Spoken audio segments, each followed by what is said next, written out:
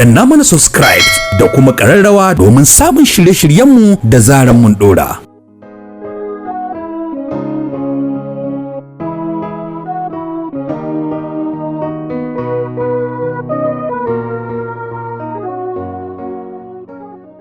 I have only one or two points to make. Number one is to remind all of us here that last year at the same forum as a town hall meeting for 2025 budget, we made it clear to everyone that our focus would be number one, security. Number two, education. Number three, health. Number four, agriculture.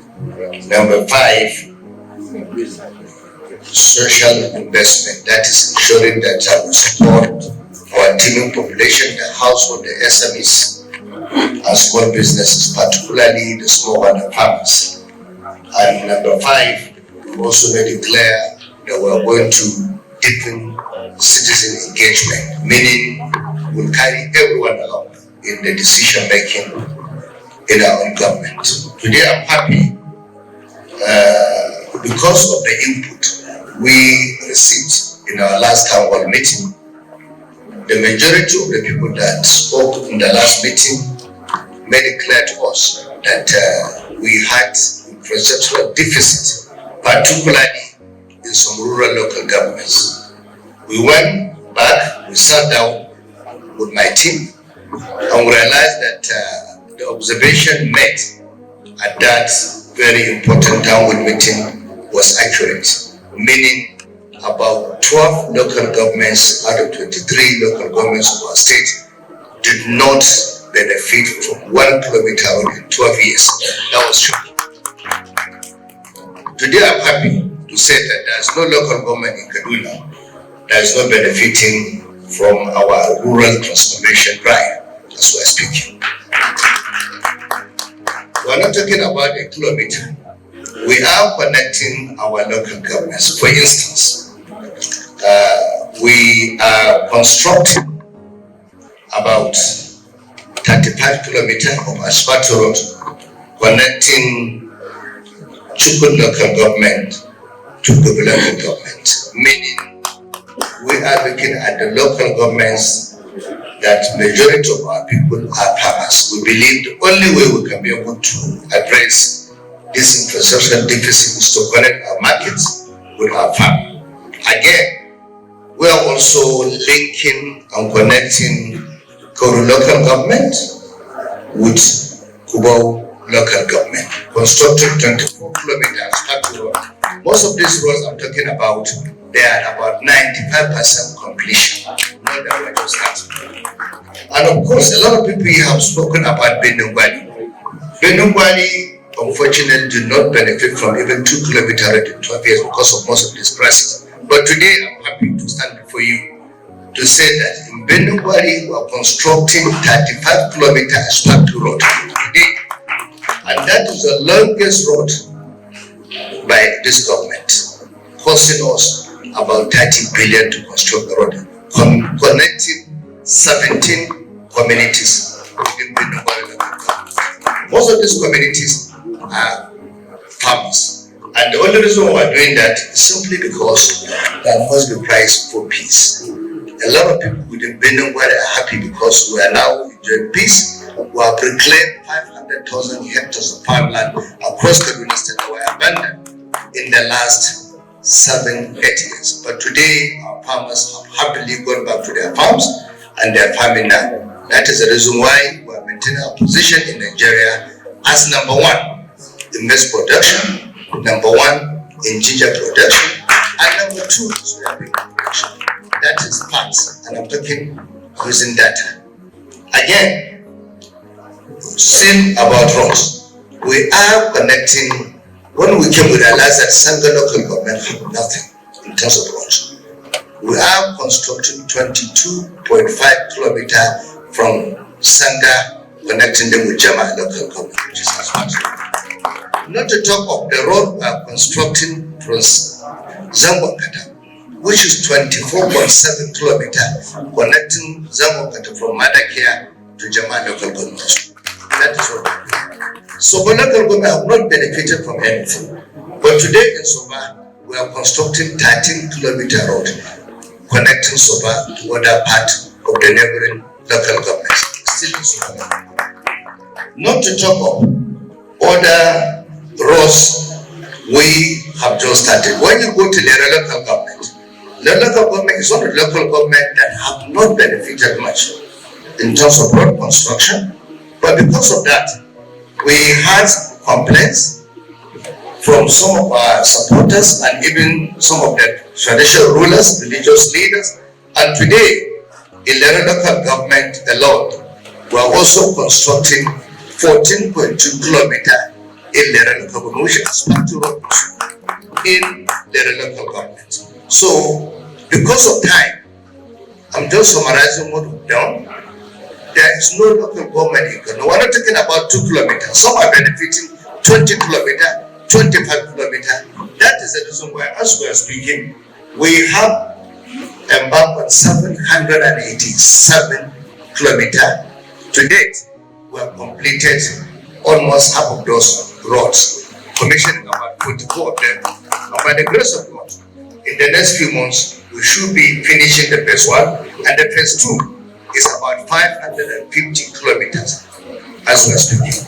In Sabangari local government, we are also constructing road within the market and Sabangari, which is totaling about 9.2 kilometers. All these roads are roads that are ongoing, but we have completed one in Sabangari, which I believe is about 12.1 kilometers in Sabangari, connecting Sabangari to Zaria.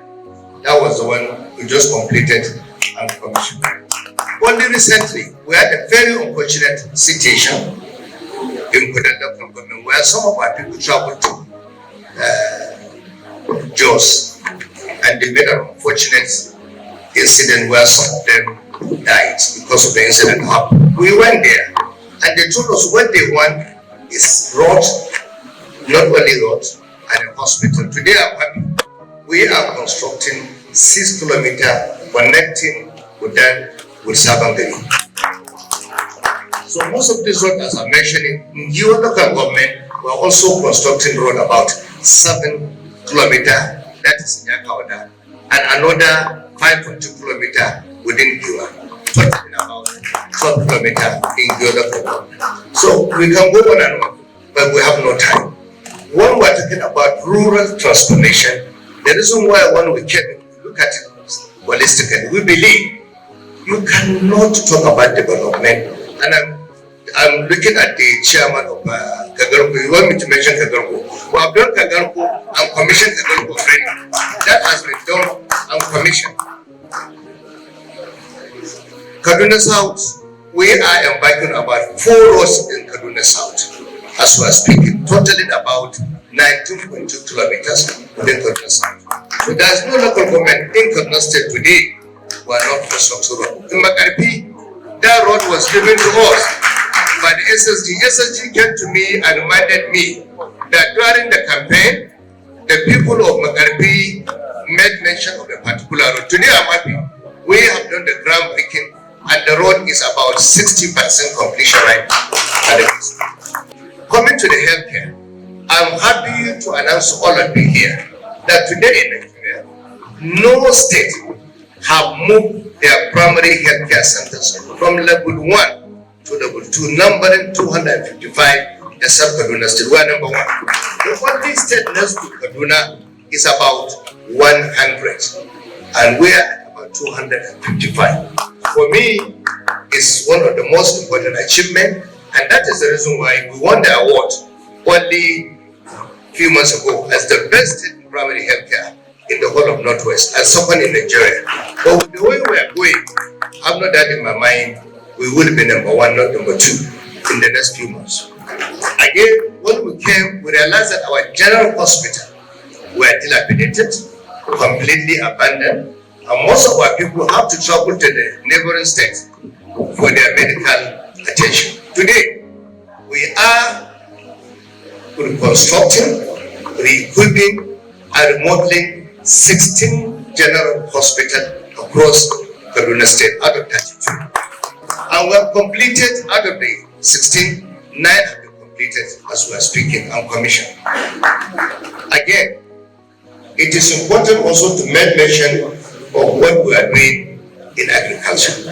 Agriculture is the backbone of our economy, and that is the reason why I saw the commissioner of we are coming to you. We are number one, but let me go to agriculture first. In agri is the base of our economy. That is the reason why it's, at least as we are speaking, employs about 60% of our citizens and contribute to about 43% of our GDP in Kaduna State. So it's not coincident or accidental that we are the first state in Nigeria to launch special agro-industrial processing in whole Nigeria, and that is a major milestone. After Kaduna, 2 other states join us. That is Oyo State and Ogun State. Then Cross River have just joined, and I'm happy to say that we are still number 1 in the whole of northern Nigeria and number 1 in Nigeria. Again, we are the only state or second state in Nigeria, Commission of Agriculture. Are we I think it's only 2 states in Nigeria that have African Quality Assurance Center, Kaduna and Imo State. We are the only 2 states. And the reason why we have that is simply because we want our produce, when our farmers produce their goods, they will have the certification here in Kaduna for it to be accepted globally, in the global market. And that's the only way we can continue to support agricultural value chain, supporting our teeming farmers within Kaduna. So agriculture for us is very important, not to talk of the fact that in 2 years, I think we're the only state that have distributed almost 900 trucks of fertilizer free of charge to our teeming smallholder farmers in Kaduna State. So I'm happy also to announce that only last week we signed an agreement between Kaduna State government, federal government, and Chinese government for an investment of $450 million in poultry investment. We are number 1 not only in Nigeria, but when completed will be number 1 in sub-Saharan Africa. That's the world. And this is an effort by President Bola Ahmed Tinubu. So I have to thank President Bola Ahmed Tinubu for choosing Kaduna and insisting that the investment of $450 million should come to Kaduna. We thank President Bola Ahmed Tinubu for that gesture. Again, let me quickly rush to skill-based education, because I can see the commissioner, because he had a lot of sleepless nights. But I'm happy today. We are number 1 in skill-based education in Nigeria. When we initiated and started our skill development centers in Kaduna, 1 in Igabi, 1 in Samaritata, and 1 in Soba. A lot of people do not know where we're heading to. Today, I'm happy to say that we are slightly ahead of the federal government when it comes to skill-based education. That was the reason why after we started, they came with a TVET initiative, and because we are already on ground, when the federal Minister of Education went around to be able to recruit some of the potential youth that will be enrolled in TVET program, Kaduna today are number 1 with 98,000 of our people already enlisted in TVET program, meaning every month they will be benefiting 32,000 from the federal government to advance their skills and be getting employed when they finish their education. Again, I want to also mention, not in our own words, but in the words of the Executive Secretary of FBT, Professor Idris Bugaji, as well as the Minister of Education, Mr. Alausa. They made it clear that our institutions here, that is skill development centers we have, the institutes, all of them are more equipped than any federal university of technology in Nigeria. And I just informed Aliko Dangote that once we graduate our people, they are ready to work anywhere in Nigeria, even globally. And again, our investment in Panteko market is not in vain.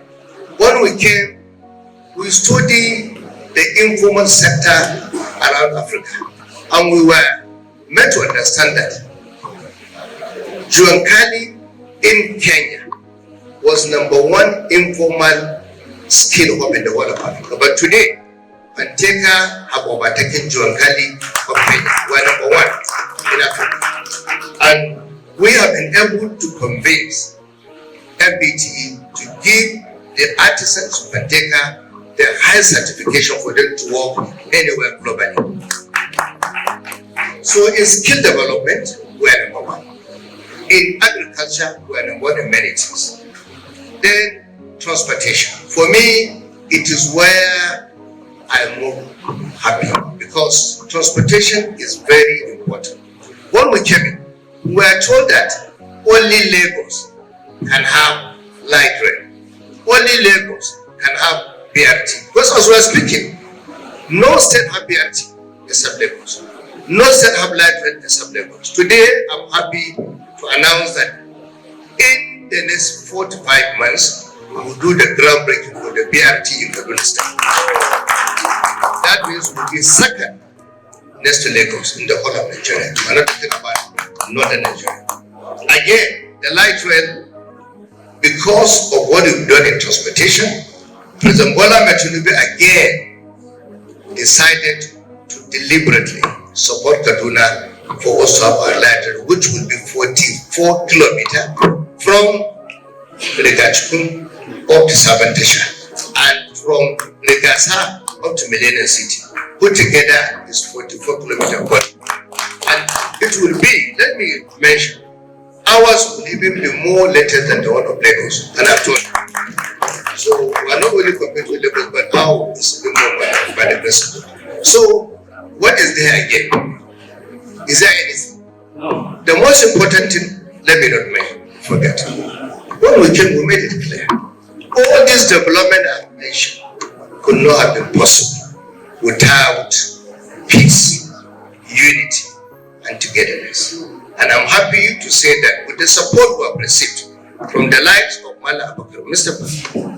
General Zamani, Leopard System would also as a committee of elders, our very respected national rulers, and most importantly, our respected religious leaders and community leaders. That is the reason why today Kaduna has become a model for every state to copy in Nigeria. And when we came, we made it clear to everyone. When we said we are going into security issues, people said, how could you do it? Till today, Kaduna model is still a case study for people to learn.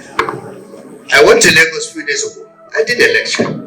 When I left the lecture, a lot of people came to me and said they are now beginning to go to study this model because it has never happened in Nigeria, and it will be a case study for not only in Nigeria, even some people within Africa will come to learn what we've done in Kaduna. But for me, it's very simple. The most important thing is 3 things you have to consider. Number 1 is justice. Number 2, inclusivity. Number 3 is fairness. When you are a governor, the most important thing you need to do is to carry your people along. General Zamani Leopard have just said it's an elder. When we got elected, we made it clear. Someone came to me and said, you are not elected by South Africa. I said, so what? So what? For us, it's not about who elected you.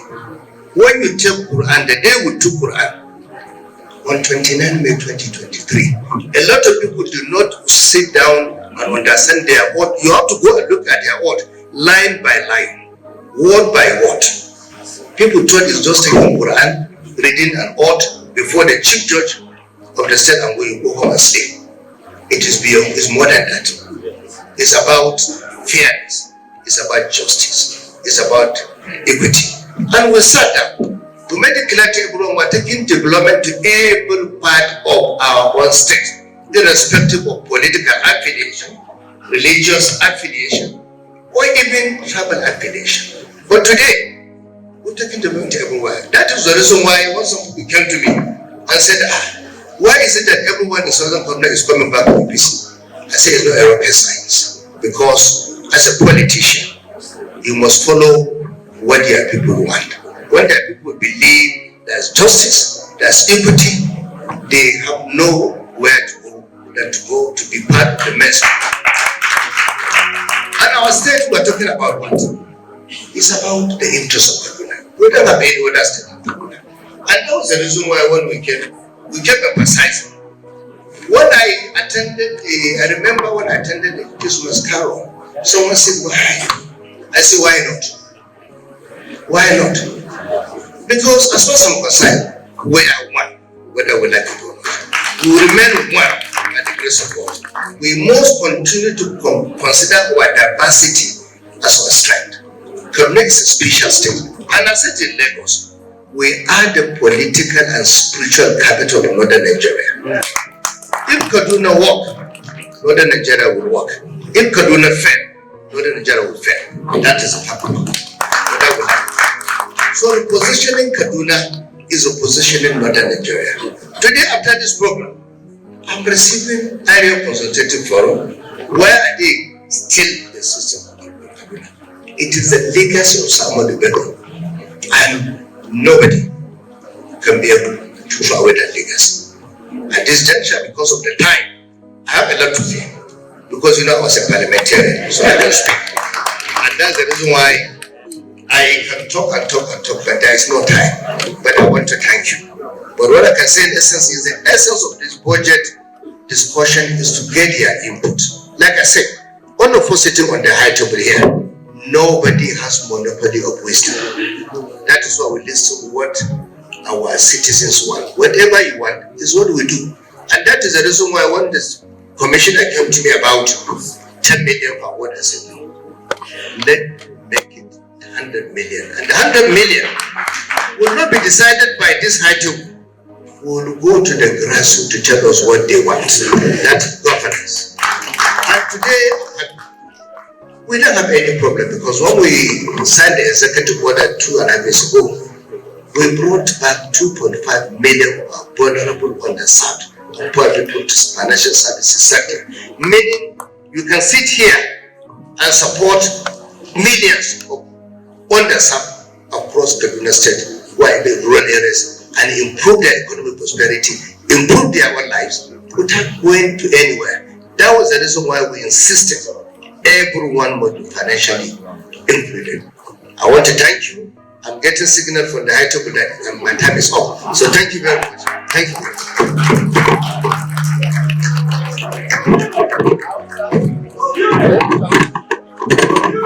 Thank you.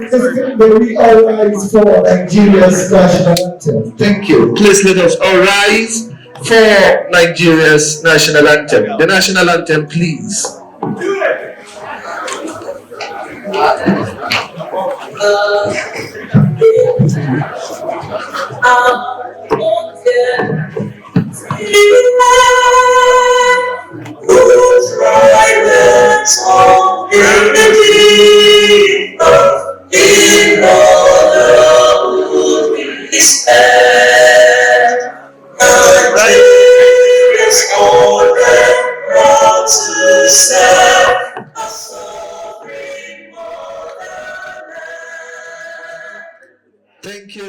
Thank you.